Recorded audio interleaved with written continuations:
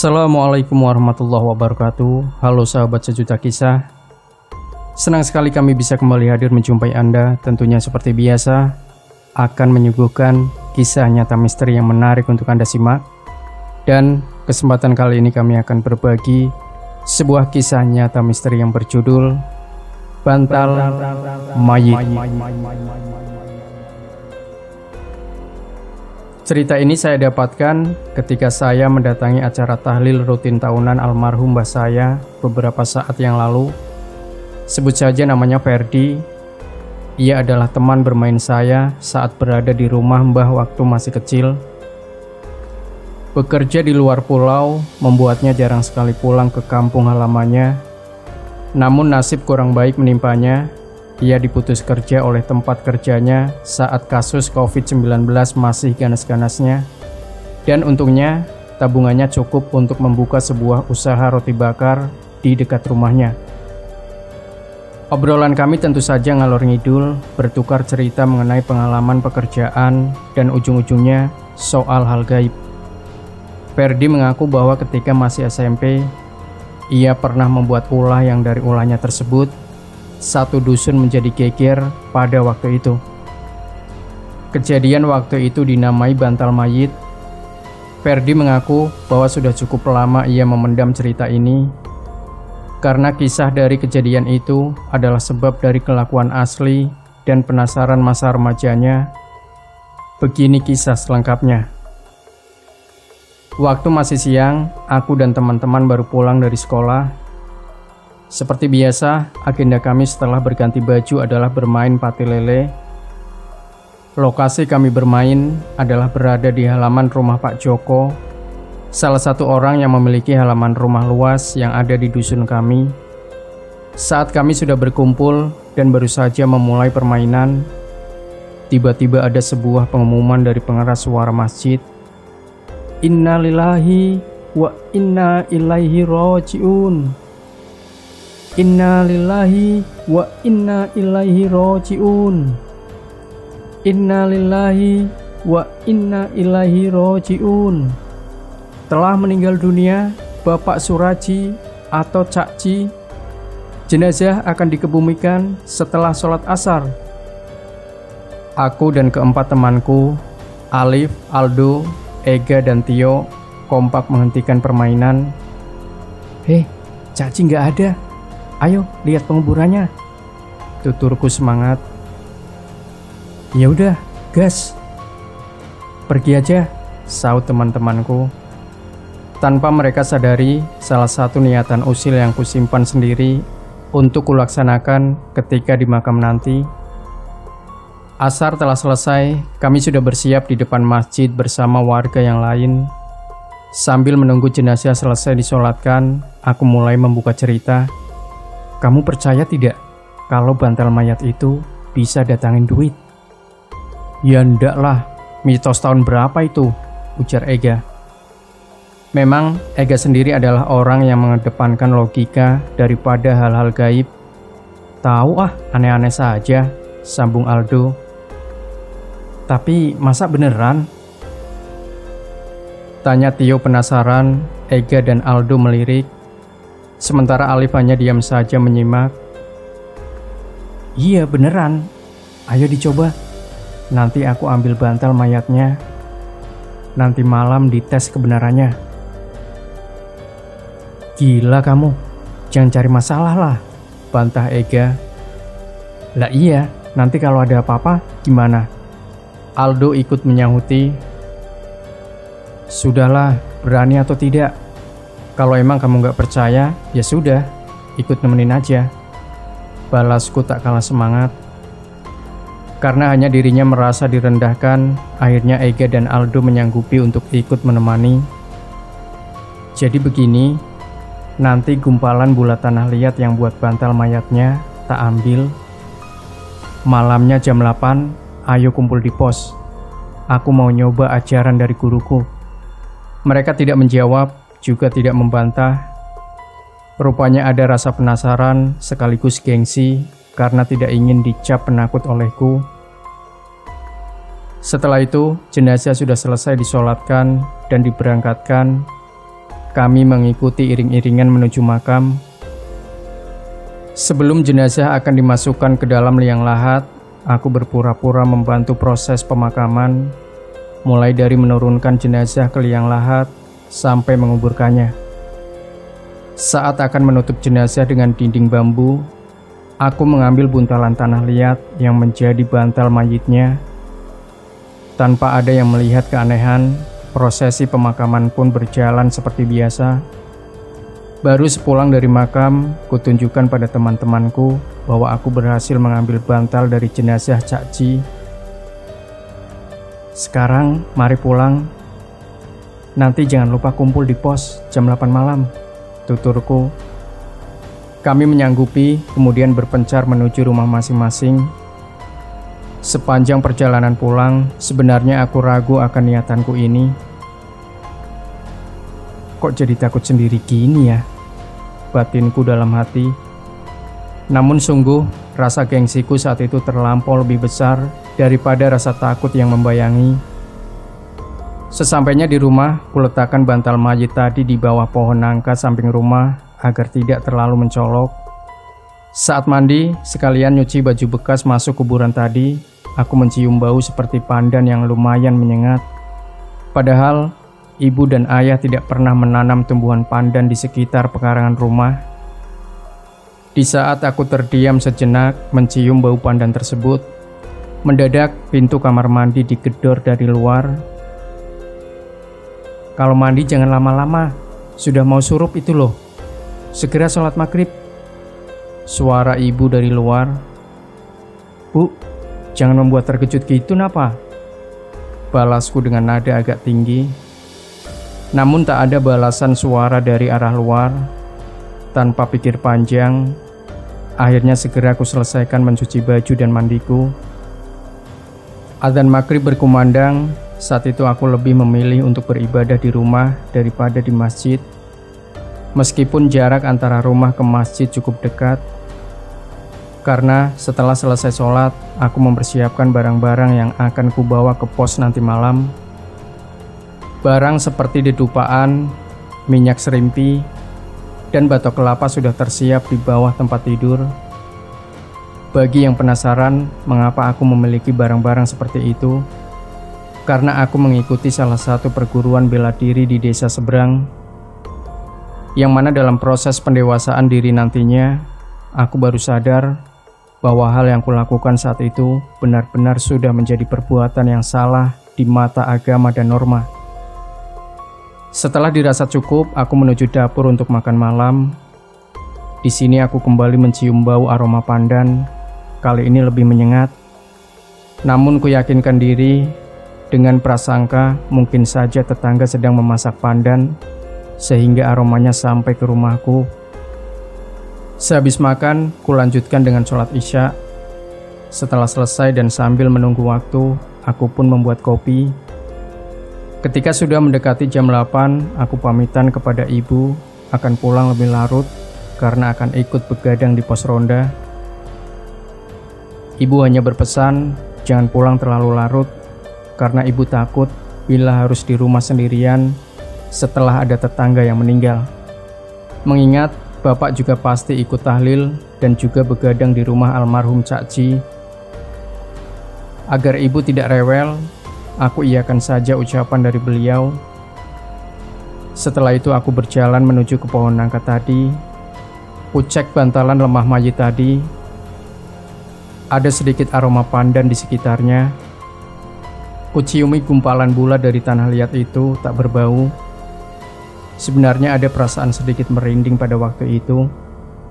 Namun karena ada misi yang harus kulakukan, maka hal-hal tersebut aku sebut sebagai bebauan biasa saja. Saatnya menuju pos ronda. Malam itu nampak berbeda. Hawanya dingin mencekam. Sangat jarang sekali ada aktivitas orang di luar rumah. Walaupun tahlilan Cak Ji sudah selesai. Memang dusunku ini jarak rumah antar tetangga berbeda-beda. Ada yang dekat satu rumah dengan yang lain. Ada pula yang dipisahkan oleh kebun.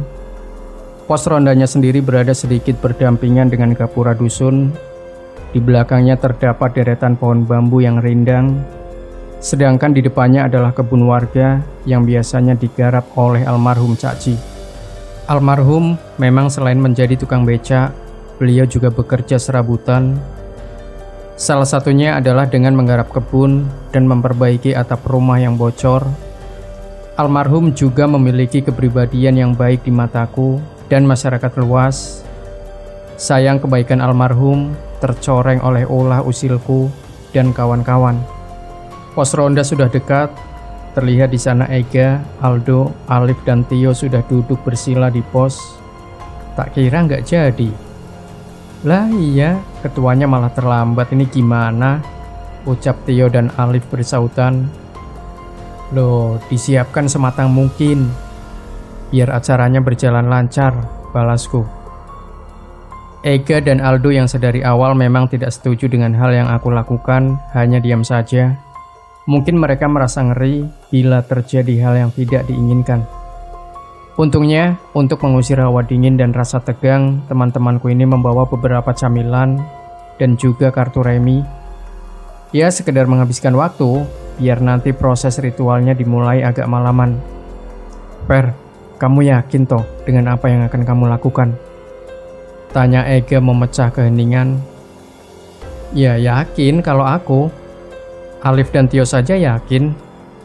Kalau kamu takut, tidak usah ikut tidak apa.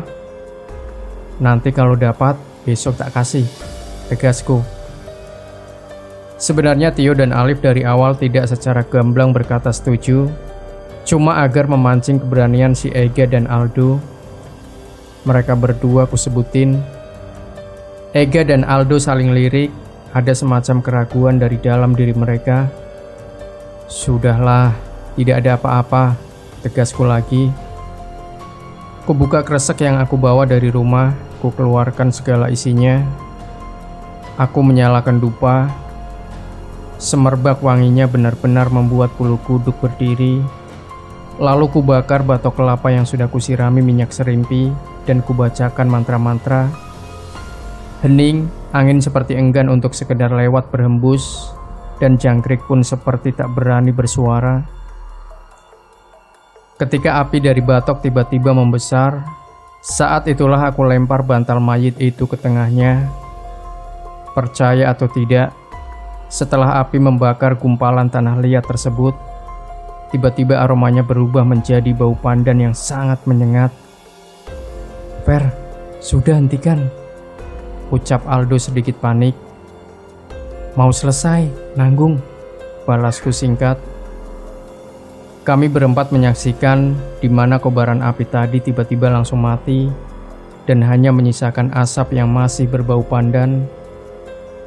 Sudah selesai, tinggal menunggu, ucapku lirih sambil melihat jam tangan yang menunjukkan pukul 11:30 malam. Untuk mencairkan suasana, kami bermain kartu remi sambil memakan kacang dan gorengan yang dibawakan Tio dan Aldo. Saat sedang asik-asiknya bermain, tiba-tiba angin berhembus cukup kencang. Hembusan itu membuat pohon bambu yang ada di belakang pos menghasilkan suara decitan yang lumayan bikin merinding. Dan entah dari mana datangnya, tiba-tiba ada suara burung daris yang memekakkan telinga. Sudah mau datang ini, batinku. Aldo, Ega, Tio, dan Alif hanya terdiam sambil sesekali ku dengar mereka berdoa. Agar menenangkan hati mereka, aku menyuruh mereka bergandengan tangan sembari terus melafalkan doa-doa. Puncaknya adalah ketika dari atap pos yang masih terbuat dari seng, seperti ada parang besar yang jatuh menimpa tepat di atasnya. Buah! Alif menjerit kaget, mungkin nyalinya juga sudah mulai luntur. Aku dengan cekatan lari dan menengok ke arah atas pos. Tidak ada apa-apa. Ega, Aldo, Alif, dan Tio juga ikut lompat keluar pos dan melihat ke arah atas. Kami yang masih terkejut dan sedikit diliputi rasa takut juga terheran-heran. Barang sebesar apa yang barusan jatuh sehingga menimbulkan suara hingga sedemikian kerasnya. Kulihat samping kanan dan kiri pos juga tak ada apa-apa. Agar suasana tidak terlalu tegang, akhirnya aku mengajak mereka main remi lagi. Sebenarnya mereka sudah ingin pulang karena jam sudah menunjukkan pukul 12:30 dini hari, namun kularang. Aku beralasan bahwa sebentar lagi kita akan dapat duit. Itu tadi adalah proses ritual yang aku jalani tadi. Mereka sebenarnya mulai tidak percaya, namun karena sudah terlanjur ikut, mereka sepertinya terpaksa ikut menunggu hasil yang aku janjikan. Tanpa mereka sadari bahwa ritual yang kulakukan tadi bukan untuk mendatangkan uang, tapi untuk mendatangkan arwah. Kami melanjutkan bermain remi, dan terlihat suasana juga sudah mulai cair. Ketika salah satu dari kami kalah, maka leher pemain yang kalah harus mengganjal sebuah korek api sebagai hukumannya, dan itu cukup membuat kami kembali tertawa lepas. Sampai ketika sedang asik-asiknya, salah satu kartu Tio jatuh lewat sela-sela lantai pos ronda. Karena waktu itu dia bilang yang jatuh adalah kartu as, maka ia pun turun dari pos untuk mencari kartu kemenangannya tersebut. Saat ia menyalakan senter dan hendak mencari kartu, ia melihat seperti ada kain putih yang membentuk seperti raga manusia. Berusaha meyakinkan penglihatannya, ia menyenteri kain itu dari kiri ke kanan. Saat menyorot ke kanan, Tio berhasil melihat wajah dari pemilik kain tersebut. Cak Ci, ucap Tio gemetaran. Wajah yang ia lihat sebagai almarhum Cak Ci itu pun tersenyum menyeringai, sambil dari matanya mengeluarkan air mata. Kembalikan bantalku, nak, ucap sosok tersebut lirih. Rek, jancuk, pocong cok, teriak Tio histeris. Kami semua yang ada di atas pos langsung turun dan memperhatikan bawah pos. Dengan keadaan yang sama, kami semua dapat melihat sosok pocong yang menyerupai almarhum Cak Ci. Nak, kembalikan bantalku. Kami semua berteriak histeris dan lari tunggang langgang meninggalkan pos. Kami semua lari pulang menyebar ke rumah masing-masing. Sesampainya di rumah, aku langsung membasuh kaki dan tangan, kemudian masuk menuju kamar ibuku. Ibuku yang tahu biasanya aku tidur sendiri menanyakan kenapa aku tiba-tiba tidur di kamarnya. Aku jawab dengan gelengan kepala. Dalam ketakutanku, aku menutupi wajahku dengan bantal. Bayangan wajah dari sosok tersebut sungguh benar-benar di luar dugaanku. Besok aku ke rumah guru saja. Aku kapok, tidak mau mengulanginya, gerutuku dari dalam hati. Sampai dalam keadaan antara takut dan ngantuk, itulah akhirnya aku bisa benar-benar tertidur. Esok paginya, aku bangun dalam keadaan badan sakit semua. Mungkin ini efek dari ritual tadi malam, pikirku. Karena saat itu libur semester, jadi aku berniat pergi ke rumah teman-temanku. Setelah sarapan, aku pergi ke rumah Ega. Namun ketika sampai sana, rumahnya masih ditutup. Aku beloklah ke rumahnya Aldo. Ternyata kata bapaknya, ia sedang mengantar ibunya ke pasar. Lalu aku bertemu dengan Alif. Ia berkata bahwa setelah melihat pocong yang mirip Cak Ci itu, ia tidak bisa tidur semalaman. Bahkan saking takutnya, ia pindah tidur di kamar kakaknya. Alah penakut, gitu aja pindah tempat tidur, pancingku. Aku sendiri memang suka ngompor-ngomporin teman-temanku ini, biar aku kelihatan sedikit lebih jago dan laki dari mereka. Padahal mah, aslinya juga sama aja. Ya sudah, ayo ke rumahnya Tio, ajak Alif. Aku mengiyakan. Sesampainya di sana, ibunya bercerita bahwa Tio sedang sakit demam tinggi. Dalam waktu tertentu, ia mengigau dengan memanggil-manggil nama Cak Ci dan teriak-teriak ada pocong. Ibunya Tio bertanya, sebenarnya tadi malam itu ada apa kok bisa sampai Tio seperti itu? Aku dan Alif saling pandang, namun agar tak terkena omelan ibunya Tio, aku pun menjawab bahwa memang semalam kami di pos ronda hanya kumpul-kumpul biasa. Cuman waktu Tio hendak mengambil kartunya yang jatuh di bawah pos, ia melihat sosok pocong yang wajahnya katanya mirip almarhum Cakci. Alif pun mengiyakan ceritaku. Ibunya menghela nafas panjang kemudian berkata, "Besok-besok hati-hatilah nak. Masa iya tali pocongnya lupa dilepaskan?" "Wah, kalau itu saya juga tidak tahu, Bu." "Ya sudah, kalau gitu saya dan Alif pamit. Biar Tio istirahat agar segera sembuh." "Iya, makasih ya nak. Dijaga dirinya," ucap Ibu Tio. Setelah itu aku pun juga pamit kepada Alif karena aku mau menuju ke rumah guru bela diriku. Kami berpisah di persimpangan dusun. Singkat cerita, aku sampai di rumah guruku. Aku menceritakan kejadian tadi malam beserta proses ritualnya. Raut muka guruku tampak merah padam, namun beliau tidak sampai emosi. Beliau hanya menghela nafas panjang, menyalakan sebatang rokok, kemudian menghisapnya dalam-dalam. "Ini juga salahku, karena aku yang memberitahu ilmunya. Yang sudah biarlah, kita tunggu sampai 7 harinya. Setelah itu, kita selesaikan semuanya." Aku hanya menunduk, tanpa sadar air mataku juga menetes. Aku sadar aku telah salah. Sekarang pulanglah, beritahu keluarga dan teman-temanmu. Jangan sampai keluar rumah di atas jam 9 malam. Aku mengangguk tanda paham apa yang beliau pesankan. Setelah salim, aku langsung pamit.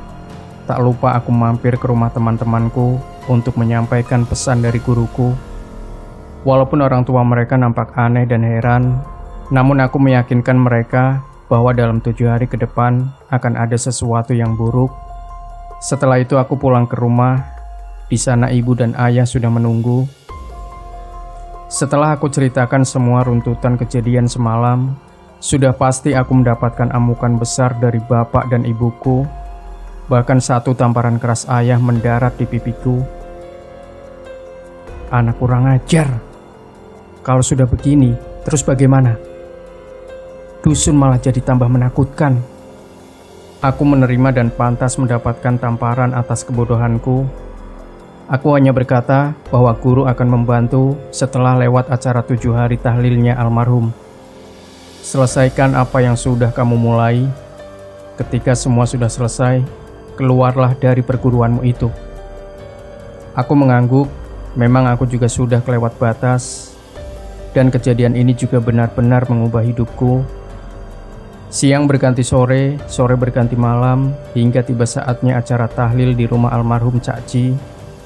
Aku ikut sebagai salah satu cara penebusan dosaku untuk almarhum karena sudah berbuat tidak benar.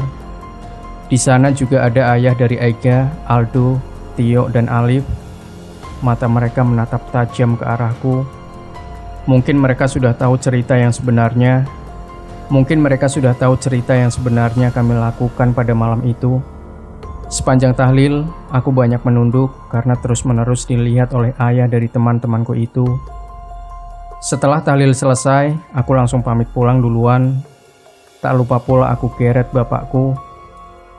Setelah sampai di rumah, aku menceritakan pesan guruku kepada bapakku bahwa jangan sampai ada yang keluar rumah di atas jam 9 malam. Mula-mula bapak tidak percaya, namun cerita yang berkembang di keesokan harinya merubah suasana dusunku dalam sekejap. 2 korban teror pertama adalah seorang pedagang tahu tek dan seorang warga yang jaga ronda. Kita mulai dari pedagang tahu tek dulu. Di dusunku memang ada penjual sate dan tahu tek yang kadang lewat pada malam hari. Jamnya pun tidak menentu, kadang jam 8, 9, bahkan pernah jam 1. Waktu itu sudah jam 1 malam, ia mendorong gerobaknya sambil memukulkan sendok ke wadah kerupuk yang terbuat dari seng, sehingga menimbulkan bunyi tek-tek-tek.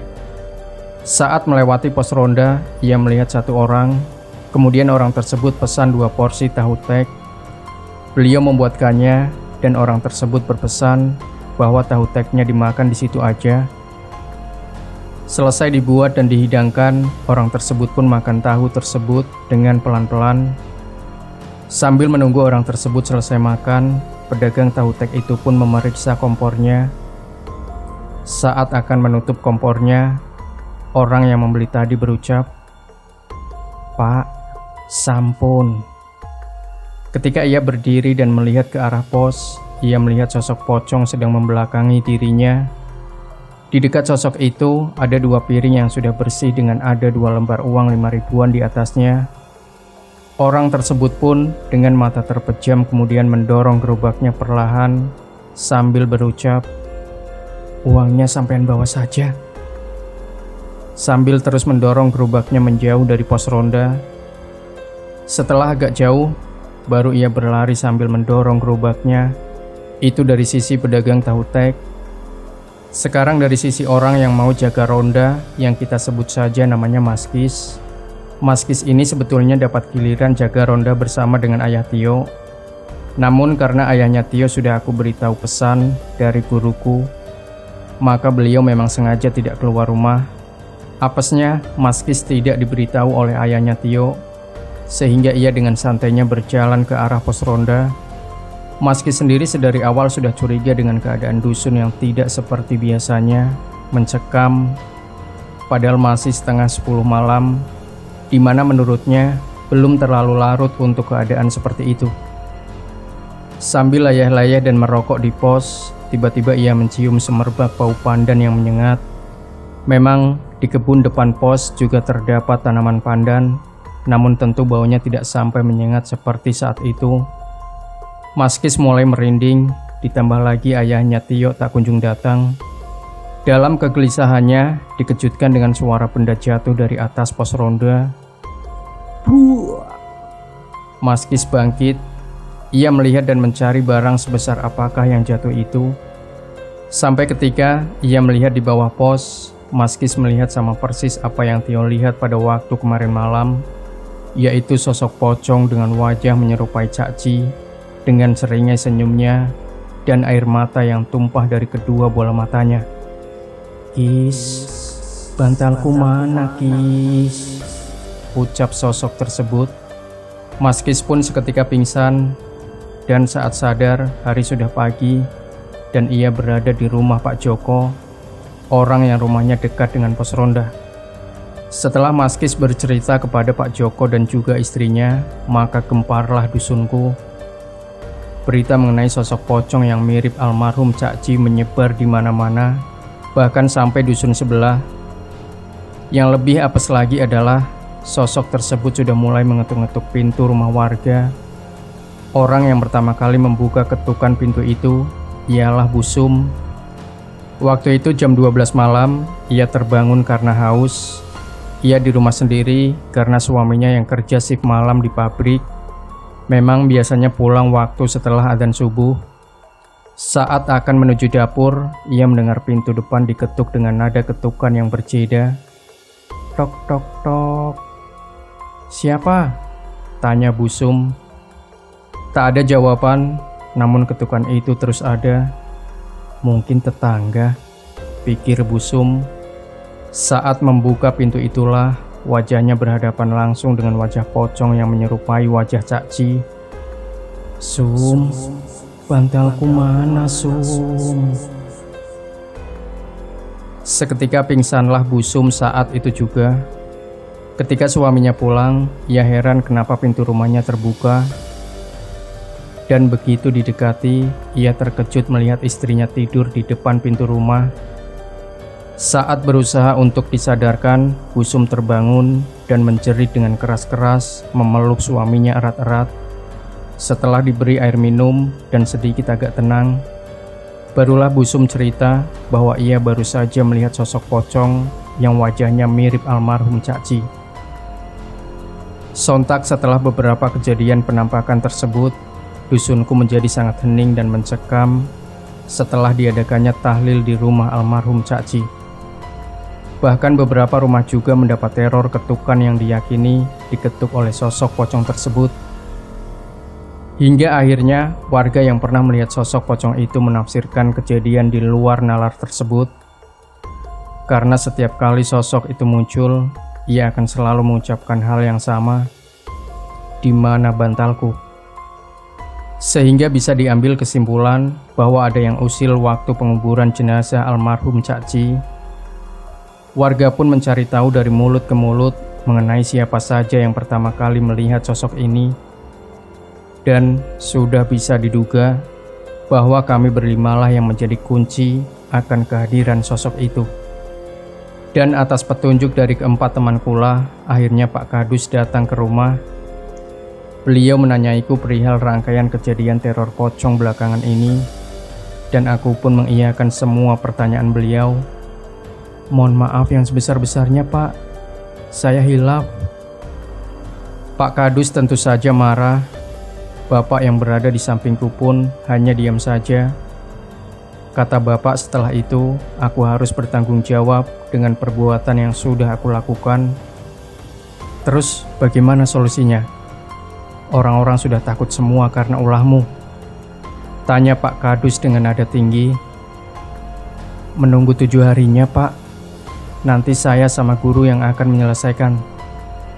Ya sudah, saya pegang ucapanmu. Kalau sampai tidak tuntas, kamu akan saya laporkan ke polisi, tegas Pak Kadus. Setelah memarahi begitu, beliau langsung pamit undur diri kepada bapak dan ibu. Ibu sempat menangis karena mengira aku akan dipenjara. Namun aku meyakinkan ibu dan bapak bahwa aku dan guruku bisa menyelesaikan ini semua.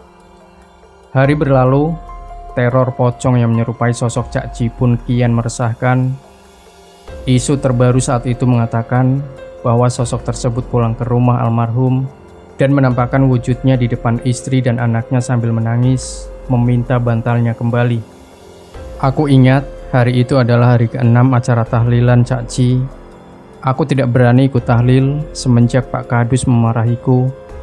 Namun aku tetap mendoakan dan meminta maaf kepada almarhum meski dari rumahku. Bapak sudah pulang dan seperti biasa setelah tahlil suasana dusun menjadi sangat sepi. Aku sedang berada di kamar dan entah mengapa aku belum juga mengantuk. Padahal tadi sore aku masih sempat ikut bermain sepak bola di lapangan bersama teman-teman yang lain.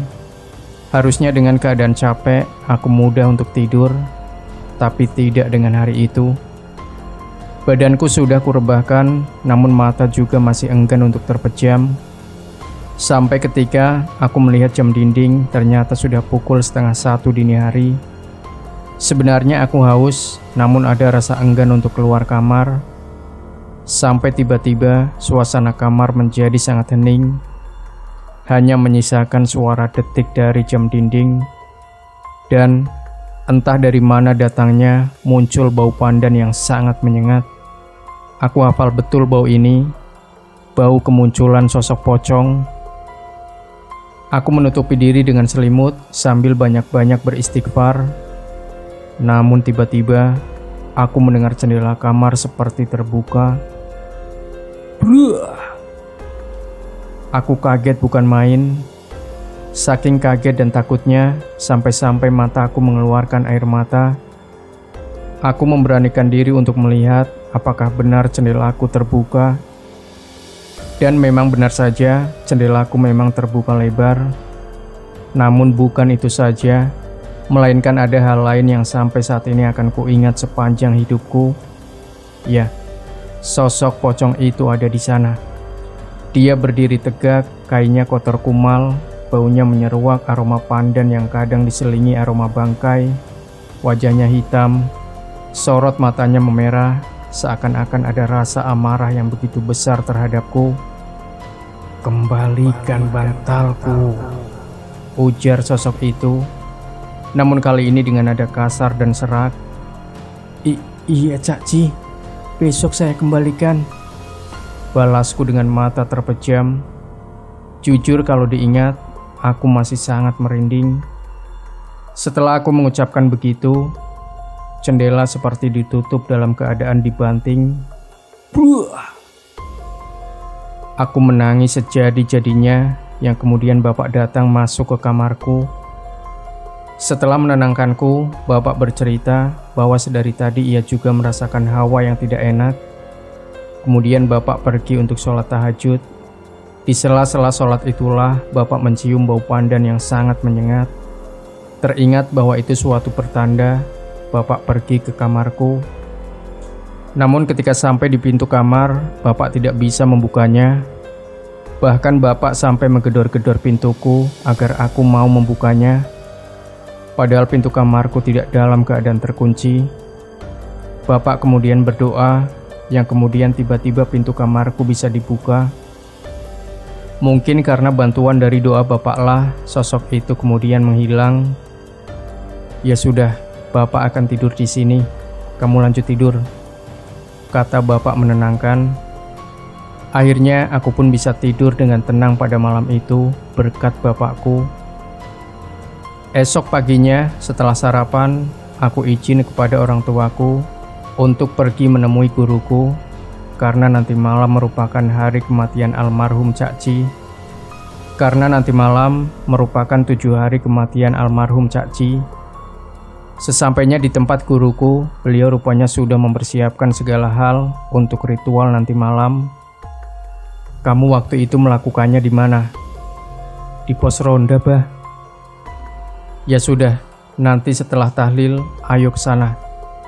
Dan ini harus dikerjakan oleh 2 orang, aku dan kamu. Orang lain tidak boleh ikut. Sudah, sekarang pulanglah, ujar guruku. Aku pamit, tak lupa pula aku salim kepada beliau.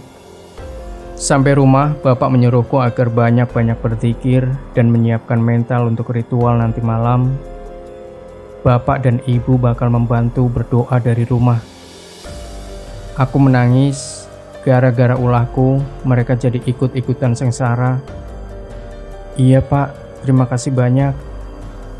Ferdi bakal menyelesaikannya nanti malam. Waktu berlalu, acara tahlil sudah selesai. Setelah pamitan, aku berangkat menuju pos ronda. Di sana guruku sudah menunggu. Sudah siap? Ya. Guruku mengeluarkan barang-barangnya, namun maaf, aku tidak berani mengatakan nama-nama barang tersebut karena takut nanti akan disalahgunakan. Kemudian guruku menanyakan media apa saja yang kupakai waktu itu. Kemudian aku mengatakan semuanya ke beliau. Aku disuruh mencari batok kelapa yang aku gunakan waktu itu untuk membakar bantal mayitnya. Dan untungnya, batok itu masih berada di sebelah pos. Setelah ketemu, guruku memulai ritualnya.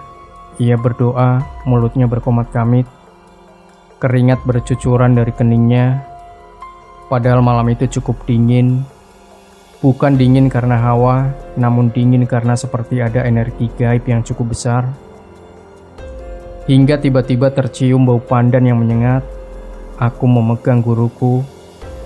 Aku yang semalam habis melihat sosok tersebut hanya bisa gemetaran. Berdoa sebisamu, kalau takut pejamkan mata saja, pesan guruku. Aku berdoa sambil memejamkan mata, sesekali aku juga melihat keluar. Barangkali aku melihat fenomena ataupun sesuatu. Di sela-sela ritual itu, tiba-tiba angin berhembus kencang, bau pandan semakin menyengat. Aku tidak lagi berani untuk sekedar mengintip jalannya ritual. Sampai terdengar seperti suara ledakan dari depan pos, guruku berhenti berdoa, dan kuberanikan diri untuk melihat. Di tempat guru melakukan ritual, dan dari batok kelapa yang masih mengeluarkan asap, aku melihat seperti bayangan putih melesat naik, kemudian menghilang. Guruku yang dari wajahnya nampak kecapean dengan nafas seperti orang habis lari maraton berkata bahwa ritual telah selesai. Setelah minum beliau berkata, Alhamdulillah, atas izin Allah, akhirnya selesai. Besok, ayo ke makam Cak Ci. Aku mengucap syukur setelah kami membersihkan area pos, kami pulang dan aku diantar guruku sampai ke rumah. Sampai rumah beliau langsung berpamitan karena hari sudah mulai dini hari. Ketika tidur aku bermimpi melihat sosok almarhum Cak Ci. Namun kali ini beliau berwujud manusia biasa, bukan seperti sosok pocong. Beliau hanya diam, memandangku dari jauh. Aku menangis dan meminta maaf atas kelakuanku. Beliau hanya diam, kemudian perlahan-lahan menghilang. Ketika bangun, tiba-tiba bantal mayit itu ada di bawah kasurku. Tanpa berpikir panjang, aku langsung menuju rumah guruku. Dan bersamanya kami berdua pergi ke makam Cakci. Di sana kami berdoa dan meminta maaf atas perbuatanku yang sangat tidak bermoral itu. Saat akan selesai berdoa, guruku menyuruhku untuk menyerahkan gumpalan tanah yang menjadi bantal mayat itu. Dan di luar nalar, guruku mendorong buntalan tanah itu menembus makam, tepat di nisan yang menjadi tanda kepala dari jenazahnya, tanpa menggali makam tersebut. Aku yang menyaksikan peristiwa itu tercengang bukan main, namun guruku berkata bahwa semua itu atas izin dari Tuhan. Setelah itu guruku menyuruhku untuk pulang. Sesampainya di rumah, aku berkata kepada bapak dan ibu bahwa semua ini sudah selesai, dan kami semua mengucap syukur alhamdulillah. Sore setelah sholat asar, aku bersama ibu dan bapak pergi ke rumah almarhum Cakci. Aku meminta maaf atas semua perlakuan dan perilaku terhadap jasad almarhum, di mana dari perbuatanku itu, teror pocong yang menyerupai sosok Cakci bergentayangan di dusun ini. Pihak keluarga tampak kecewa karena semasa hidupnya Cakci sangat baik kepadaku. Namun karena aku bilang bahwa semua ini sudah berakhir, pihak keluarga akhirnya mengikhlaskan. Semenjak kejadian itu, hubunganku dengan keluarga almarhum terjalin semakin erat. Aku sering mengirimi mereka makanan atau sekedar membelikan jajan untuk anak almarhum yang paling kecil. Itu semua aku lakukan semata-mata untuk penebusan dosaku kepada almarhum di masa lalu. Sedangkan hubunganku dengan teman-temanku malah kebalikannya. Kami seperti acuh tak acuh selepas peristiwa itu.